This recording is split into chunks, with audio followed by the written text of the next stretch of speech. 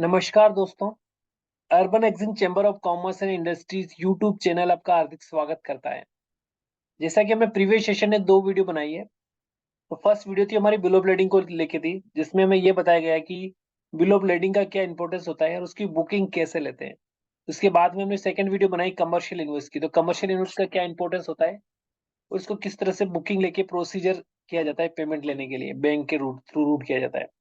तो जो आज का हमारा टॉपिक है वो शिपिंग बिल का है। इसमें हम ये समझने की कोशिश करेंगे कि इसका इंपॉर्टेंस क्या होता है और ये हमें क्यों फाइल करना होता है। तो शिपिंग बिल की अगर बात करें तो इंडियन कस्टम इसे इश्यू करती है एक्सपोर्टर के गुड्स के एग्जामिनेशन के बाद। ओके, तो जब गुड्स आपके डिस्पैच कर दिए जाते हैं फैक्ट्री से और गुड्स कस्टम क्लियरेंस प्रोसेस के लिए आपके एग्जामिनर के पास चले जाते हैं और वहां से आपको लेट एक्सपोर्ट ऑर्डर मिल जाता है। लेट एक्सपोर्ट ऑर्डर का मतलब ये कि आपके गुड्स की एग्जामिनेशन हो गई है और उसके बाद आपने ये गुड्स आपके आगे के लिए प्रोसेस कर दिया, गवर्नमेंट ने उनको लेट एक्सपोर्ट कर दिया कि आप इनको एक्सपोर्ट कर सकते हो। तो उसके बाद आपका let export order shipping bill बन जाता है, जिसे कहते हैं LEO copy, let export order copy.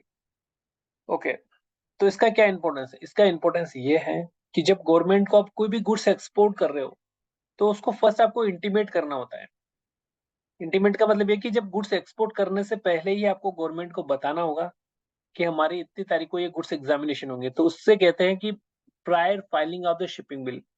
Okay, तो प्राइम में फाइलिंग कैसे होगी? आप अपनी कमर्शियल इनवॉइस को अपने एजेंट को दोगे और वो कमर्शियल इनवॉइस के बेस पे आपका एजेंट क्या करेगा, उसकी जो डिटेल्स होगी कमर्शियल इनवॉइस की, वो उसके बेस पे शिपिंग बिल में डिटेल्स बनाएगा।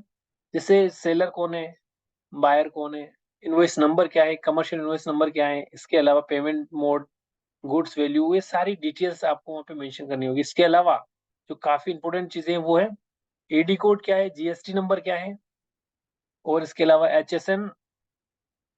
ये काफी इंपॉर्टेंट चीजें हैं जो कि वहाँ पे मेंशन करनी होती है। ये सारी डिटेल मेंशन करने के बाद आपको एक ड्राफ्ट जनरेट होता है जो कि सीएचए आपको अप्रूवल के लिए देता है और आपसे ये पूछता है कि क्या ये ड्राफ्ट ओके है, क्या इसको हम प्रोसीड कर सकते हैं।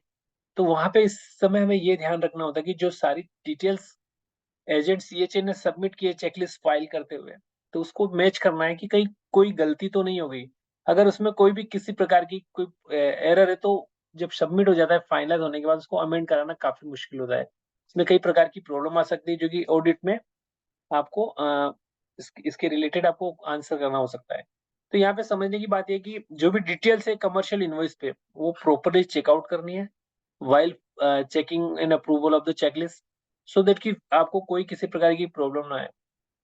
ओके, सो फॉर एग्जांपल के लिए अगर हम बात करें कि हमने जब चेकलिस्ट फाइल की उसमें एचएसएन कोड गलत डाल दिया, तो एचएसएन कोड गलत होने की वजह से जो उस पे कैलकुलेट किए जाएंगे ड्रॉबैक और अदर इंसेंटिव, वो आपके गलत आएंगे, जिसकी वजह से ऑडिट में आपको कस्टमर ऑब्जेक्शन भेज सकता है कि आपके द्वारा ये गलत इन्फॉर्मेशन फाइल कर दी गई है। तो ये सारी चीजों को प्रॉपरली चेक करना होता है। मेन चीज यहाँ पे बताने की यही है कि इसको प्रॉपरली चेक करना होता है। ओके, उसके बाद एग्जामिनेशन प्रोसेस हो जाता है। तो शिपिंग बिल का जो इम्पोर्टेंस यहाँ पे गवर्नमेंट की तरफ से ये है कि गवर्नमेंट ने आपको अलाउ कर दिया एक्सपोर्ट करने के लिए। विदाउट शिपिंग बिल कोई भी शिपमेंट कार्गो मोड में आप एक्सपोर्ट नहीं कर सकते हो। यहाँ पे एक अथॉरिटी होती है गवर्नमेंट की कस्टम डिपार्टमेंट में, जो कि इसको चेकआउट करने के बाद ही आपको अलाउ करती है गुड्स को एक्सपोर्ट करने के लिए। तो उस अथॉरिटी में आपके फिजिकल गुड्स भी एग्जामिन किए जा सकते हैं और चेकआउट किया जाता है कि जो आपने कमर्शियल इनवॉइस बनाई है उसमें जो item description on value of the goods and other detail डाली है, क्या यही डिटेल्स आपने एक्सपोर्ट कर रहे हो फिजिकली गुड्स। मतलब आपने आपको भेजने थे फॉर एग्जाम्पल कि संतरा एक्सपोर्ट करने थे और आपने उसमें पाइनएप्पल एक्सपोर्ट कर दिया है और कमर्शियल हमने ऑरेंज की लगा दी। तो यहाँ पे ये डिफरेंस जो है इसको पकड़ने के बाद आपके ऊपर फाइन लगा सकते हैं कस्टम। तो इन चीजों को चेक करने के लिए कस्टम एक प्रॉपर अथॉरिटी के द्वारा चेक एंड वेरीफाई करता है, जिसके थ्रू आपको चेकआउट करने के बाद आपको लेट एक्सपोर्ट ऑर्डर मिलता है। जो शिपिंग में होता है उसको तो लियो कॉपी बोलते हैं, लेट एक्सपोर्ट ऑर्डर। तो कितनी डेट को, कौन सी डेट को लेट एक्सपोर्ट आपको मिला गुड्स का, वो सारी डेट उस पर मेंशन करनी होती कर दी जाती है। तो इस प्रकार से जब गुड्स आपके एक्सपोर्ट हो जाते हैं तो एक्सपोर्ट होने के बाद आपकी ये गुड्स वहां पे रख दिए जाते हैं पोर्ट पे और एक्सपोर्ट हो जाते हैं।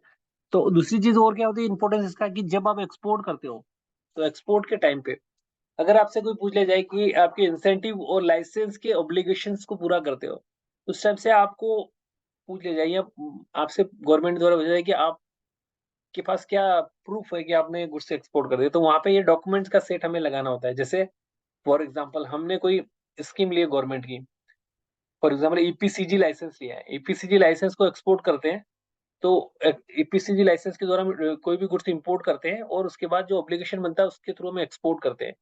तो जो जितना भी वैल्यू उस पे बनता है उतना हमें एक्सपोर्ट करना होता है। तो यहाँ पे एक्सपोर्ट के as a proof of export आप इस शिपिंग बिल को दिखा सकते हो कि हमने इस इंपोर्ट के रिस्पेक्ट में जो ड्यूटी सेव की थी उसके रिस्पेक्ट में ये एप्लीकेशन के लिए ये एक्सपोर्ट कर रहे हैं। तो यहाँ पे हमें लाइसेंस नंबर मेंशन करना होता है शिपिंग बिल में इस केस में। तो उसके बेस पे आपका ये गवर्नमेंट ओके कर देती है कि हाँ आपने एक्सपोर्ट कर दिया है।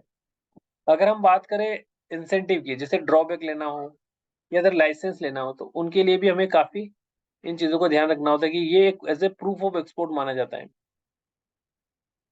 ओके, सो शिपिंग बिल का जो इम्पोर्टेंस है यहाँ पे, एक बैंक में जब डॉक्यूमेंट लगा रहे हो तो उस टाइम भी आपको ये लगाना होता है। जैसे फॉर एग्जांपल के लिए आपकी शिपमेंट सेल हो गई, जहाज पे चढ़ गई, अगर एयर के थ्रू है तो आपके यहाँ से मूव कर गई, तो सेट ऑफ डॉक्यूमेंट आप पेमेंट के लिए जब बैंक में लगाओगे, commercial notice, packing list, bill of lading या railway bill, insurance certificate of, तो वहां पे शिपिंग बिल भी लगाना होगा आपको। जिससे बैंक ये वेरीफाइड कर सकती है कि जो गवर्नमेंट ने इस शिपमेंट को एक्सपोर्ट के लिए अथोराइज किया है कि नहीं किया है। और ऑनलाइन चेक भी करते हैं कि बैंक की ये जो डिटेल्स लगाई है सही है कि नहीं है। ठीक है, तो इस प्रकार से शिपिंग बिल का काफी इंपॉर्टेंस होता है। तो गाइज इस सेशन को हम यहीं पे एंड करते हैं।